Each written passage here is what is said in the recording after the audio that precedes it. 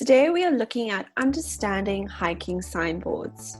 These boards are the ones that you'd see at the start of a hike. We are looking at the Elsie's Peak signboard. It was the last hike that we did as a class.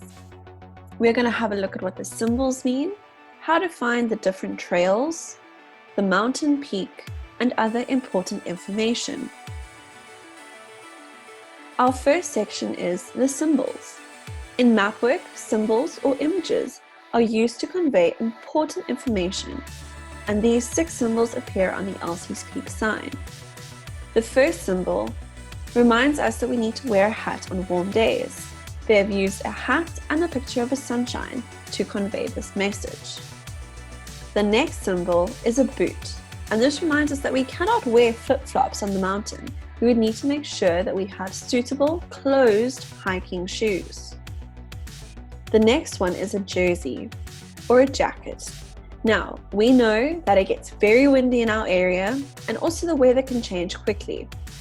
So make sure that you have a rain jacket or a windbreaker with you.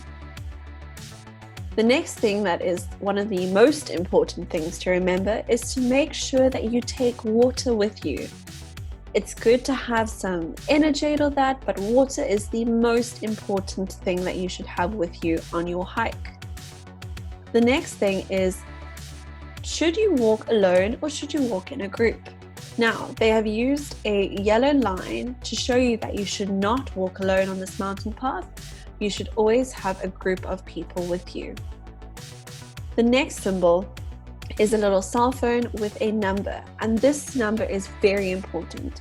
You need to make sure that at the start of your hike, you have this written down or saved on a phone so that you know who to call in case of an emergency. Our next section is this little map that gives us the trails of the mountain. Now, it shows various paths that you can take, but the solid white line shows the main identified path that you would be able to use. If you look closely on the map, there is a P and there is another P, and these show you where the parking areas are. The place names of the area around you, like Fishook or Glencairn Heights, are printed in yellow. And if you look very carefully, you'll notice that there are actually 2 starting points for this hike. This signboard says that you are here, which means it is starting on the Glencairn side.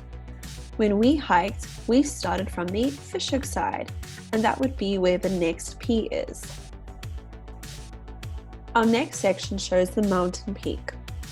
Now, the mountain peak shows us the elevation or the highest peak above the sea. So if we look closely, the Elsie's Peak circuit is 303 meters above sea level. That would be where we climbed and had a look out over the whole valley beneath us. It also shows you the distance of the hike. So the Elsie's Peak hike takes 2.6 kilometers to complete. And it suggests that it would take you about 2 hours to be able to complete it. Our last section is the important information. Now, it says that you need a wildcard permit if you are walking your dogs. This is a permit that you would get from one of the little information centers, and you would have to specify that your dog is coming with you, and when you go on your hike, you need to make sure you have that little card on you in case you're stopped by any of the rangers in the area. The next sign asks you to keep your dogs under control, which means to keep their leashes on and to adhere to the dog walking code of conduct. So that means make sure your dog stays on the path and pick up any mess that your dogs might leave behind. Now, there's a little task. I would like you to create or design symbols that would be appropriate for the following. So you would need to draw a little symbol that shows that you're not allowed to ride your bikes on this mountain. Draw a symbol that would show that no littering is allowed. What symbol would be appropriate for you may take photos? What symbol would be appropriate for rock climbing?